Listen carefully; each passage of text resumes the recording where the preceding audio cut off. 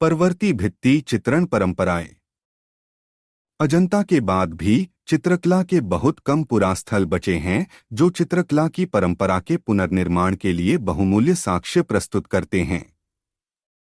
यह भी ध्यान देने योग्य बात है कि प्रतिमाएं अत्यधिक पलस्तर और रंग रोगन की थीं। गुफाएं खोदने की परंपरा भी अनेक ऐसे स्थानों पर चलती रही जहां मूर्तिकला और चित्रकला दोनों का एक साथ उपयोग होता रहा। बादामी एक ऐसा स्थल कर्नाटक राज्य में स्थित बादामी है। यह चालुक्य वंश के आरंभिक राजाओं की राजधानी थी, जिन्होंने 543 ईस्वी से 598 ईस्वी तक शासन किया था। वाकाटक शासन के पतन के बाद चालुक्यों ने दक्कन दक्षिण भारत में अपनी सत्ता स्थापित की। चालुक्य नरेश मंगलेश ने बादामी गुफाओं की खुदाई का संरक्षण किया। वह चालुक्य नरेश पुलकेशिन प्रथम का छोटा पुत्र और कीर्तिवर्मन प्रथम का भाई था। गुफा संख्या 4 के शिलालेख में 578 से 579 ईस्वी का उल्लेख है और यह भी बताया गया है कि गुफा बहुत सुंदर बनी थी और विष्णु की प्रतिमा को समर्पित की गई थी। इसलिए यह अनुमान लगाया जा सकता है कि यह गुफा इसी युग में खोदी गई थी और इसका संरक्षक राजा मंगलेश वैष्णव धर्म का अनुयायी था। आमतौर पर इस गुफा को विष्णु गुफा के नाम से जाना जाता है। इसमें सामने के मंडप की मेहराबदार छत पर चित्रकारी का सिर्फ एक ही अंश बचा है। इस गुफा के चित्रों में राजमहल के दृश्य चित्रित किए गए हैं। इसमें एक ऐसा दृश्य चित्रित किया गया है जिसमें कीर्तिवर्मन, जो कलम का पुत्र और मंगलेश का बड़ा भाई था, अपनी पत्नी और सामंतों के साथ एक नृत्य का आनंद लेता हुआ दर्शाया गया है। दृश्य फलक के कोने की ओर इंद्र और उसके परिकरों की आकृतियां हैं। शैली की दृष्टि से कहा जाए तो यह चित्र दक्षिण भारत में अजंता से लेकर बादामी तक की भित्तिचित्र परंपरा का विस्तार है। इसकी लयबद्ध रेखाएं, धारा प्रवाह रूप और सुसंहत चुस्त संयोजन कला की कुशलता और परिपक्वता के सुंदर उदाहरण हैं, जो ईसा की 6ठी शताब्दी के कलाकारों में पाई जाती थी। राजा और रानी के रमणीय एवं लावण्यमय मुखमंडल हमें अजंता की चित्रण शैली की याद दिलाते हैं। उनकी आंखों के गर्तिका, सॉकेट, बड़े आंखें आधी मिची और होंठ आगे निकले हुए दिखलाए गए हैं। यह ध्यातव्य है कि चेहरे के अलग अलग हिस्सों की बाहरी रेखाएं सुस्पष्ट हैं और संपूर्ण चेहरे को सुंदरता प्रदान करती हैं। इस प्रकार कलाकारों ने साधारण रेखाओं के जरिए संपूर्ण आकृति को भव्य बना दिया है। पल्लव, पांड्य और चोल राजाओं के शासनकाल में भित्तिचित्र। उत्तर चित्रकला की परंपरा पूर्ववर्ती शताब्दियों में पल्लव, पांड्य और चोल वंशीय राजाओं के शासनकाल में दक्षिण भारत में आगे तमिलनाडु तक फैल चुकी थी। अलबत्ता उसमें क्षेत्रीय अंतर अवश्य पाए जाते थे। पल्लव राजा, जो दक्षिण भारत के कुछ हिस्सों में राजसत्ता में आए थे, बड़े कला प्रेमी और कलाओं के संरक्षक थे। महेंद्रवर्मन प्रथम, जिसने 7वीं शताब्दी में राज किया था, उसने पनामलई, मंडकपट्ट और कांचीपुरम, तमिलनाडु में मंदिरों का निर्माण करवाया था। मंडकपट्ट के शिलालेख में कहा गया है कि महेंद्रवर्मन प्रथम अनेक उपाधियों से विभूषित था, जैसे विचित्रचित्त, जिज्ञासु मनवाला, चित्रकार पुली, कलाकार केशरी, चैत्यकारी, मंदिर निर्माता। इन उपाधियों से पता चलता है कि महेंद्रवर्मन प्रथम कला संबंधी गतिविधियों में बहुत दिलचस्पी रखता था। इन मंदिरों बटा देवालयों में पाए सित्तनवासल पूर्व पांड्य काल के चित्र, 9वीं शताब्दी ईस्वी जाने वाले चित्र भी महेंद्रवर्मन प्रथम की प्रेरणा से ही बनाए गए थे। हालांकि अब उन चित्रों कुछ के अंश ही बचे हैं। पनामलई देवी की आकृति लालित्यपूर्ण बनाई गई है। कांचीपुरम मंदिर के चित्र तत्कालीन पल्लव नरेश राजसिंह के संरक्षण में बने थे। अब तो उन चित्रों के कुछ अंश ही उपलब्ध हैं जिनमें सोमस्कंद को चित्रित किया गया है। इन चित्रों के चेहरे गोल और बड़े हैं। रेखाओं में लयबद्धता पाई जाती है। पूर्ववर्ती काल के चित्रों की तुलना में इन चित्रों में अलंकरण की मात्रा अधिक है। धड़ का चित्रण पहले जैसा ही है, मगर अब उसे लंबा बना दिया गया है। जब पांड्य सत्ता में आए तो उन्होंने भी कला को संरक्षण प्रदान किया। तिरुमलीपुरम की गुफाएं और सित्तनवासल, पुदुकोट्टई, तमिलनाडु स्थित जैन गुफाएं इसका जीवंत उदाहरण हैं। तिरुमलीपुरम के चित्रों में कुछ टूटी हुई परतें देखी जा सकती हैं। सित्तनवासल में चैत्य के बरामदे में भीतरी छत पर और ब्रैकेट पर चित्र दिखाई देते हैं। बरामदे के खंभों पर नाचती हुई स्वर्गीय परियों की आकृतियां देखी जा सकती हैं। इन आकृतियों की बाहरी रेखाएं दृढ़ता के साथ खींची गई हैं और हल्की पृष्ठभूमि पर सिंदूरी लाल रंग से चित्रित की गई हैं। शरीर का रंग पीला है, अंगों में लचक दिखाई देती है। नर्तकियों के चेहरों पर भावों की झलक है, अनेक गतिमान अंगों प्रत्यंगों में लयबद्धता है। ये सभी विशेषताएं कलाकार की सर्जनात्मक कल्पना शक्ति और कुशलता की द्योतक हैं। इन आकृतियों की आंखें बड़ी बड़ी और कहीं कहीं चेहरे से बाहर निकली दिखाई देती हैं। आंखों की यह विशेषता दक्कन और दक्षिण भारत के परवर्ती काल के अनेक चित्रों में भी देखने को मिलती है। देवी 7वीं शताब्दी ईस्वी, पनामलई।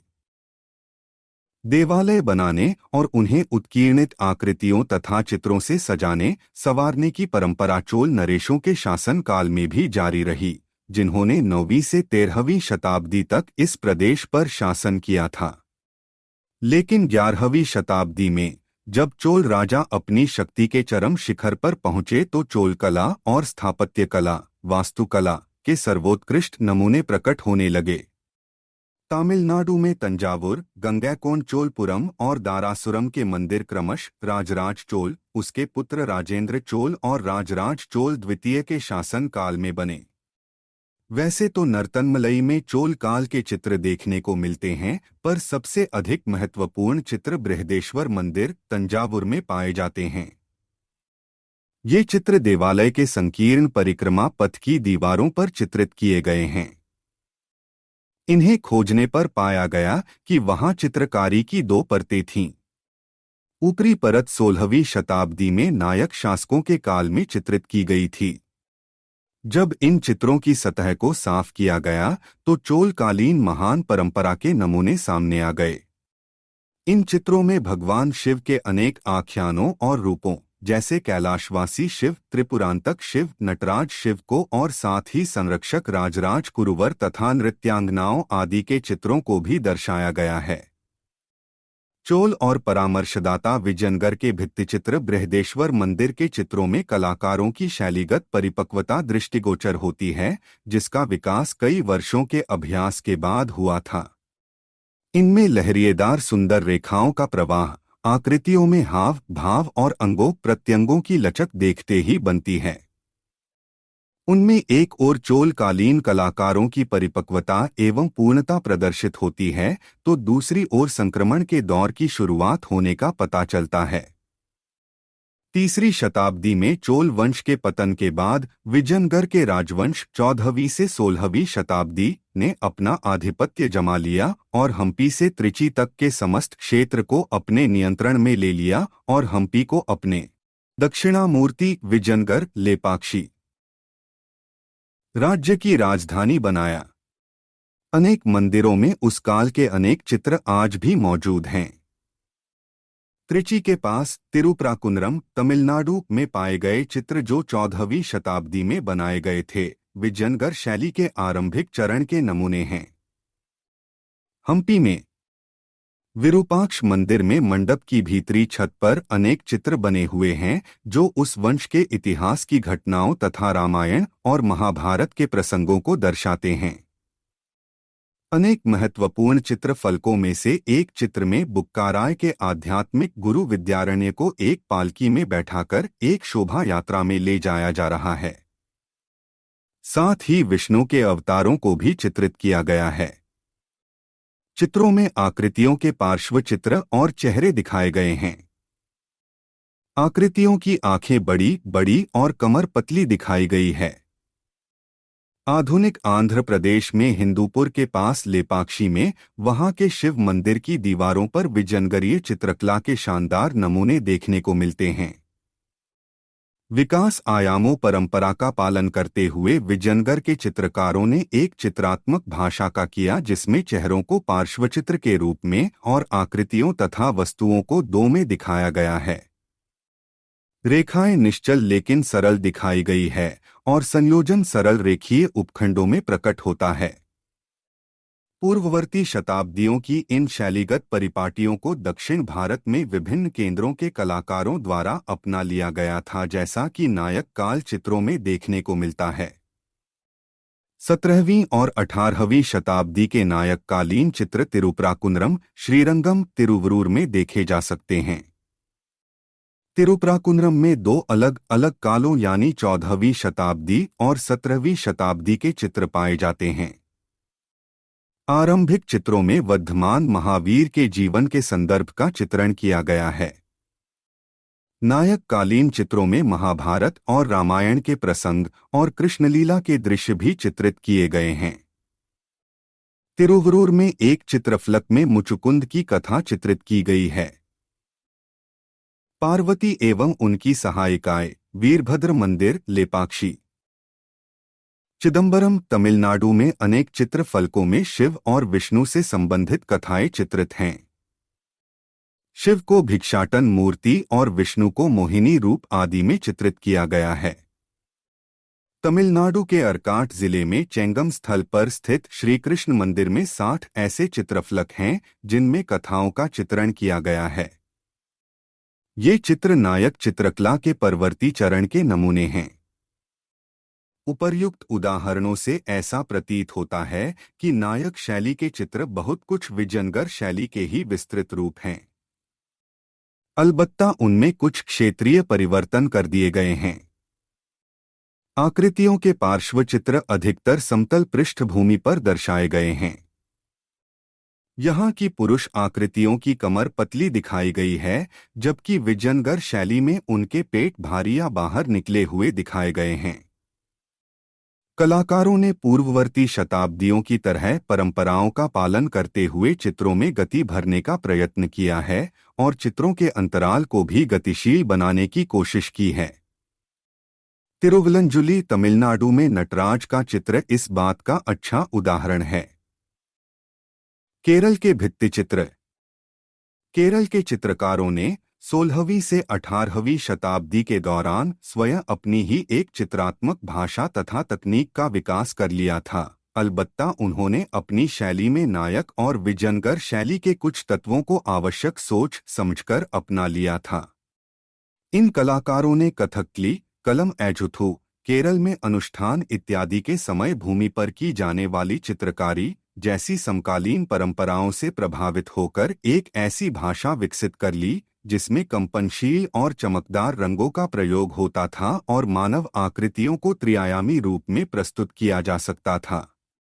उनमें से अधिकांश चित्र पूजागृह की दीवारों और मंदिरों की मेहराबदार दीवारों पर और कुछ राजमहलों के भीतर भी देखे जा सकते हैं। विषय की दृष्टि से भी केरल के चित्र शेष परंपराओं से अलग दिखाई देते हैं। इनमें चित्रित अधिकांश आख्यान हिंदुओं की धार्मिक कथाओं तथा पौराणिक प्रसंगों पर आधारित हैं, जो उस समय केरल में लोकप्रिय थे।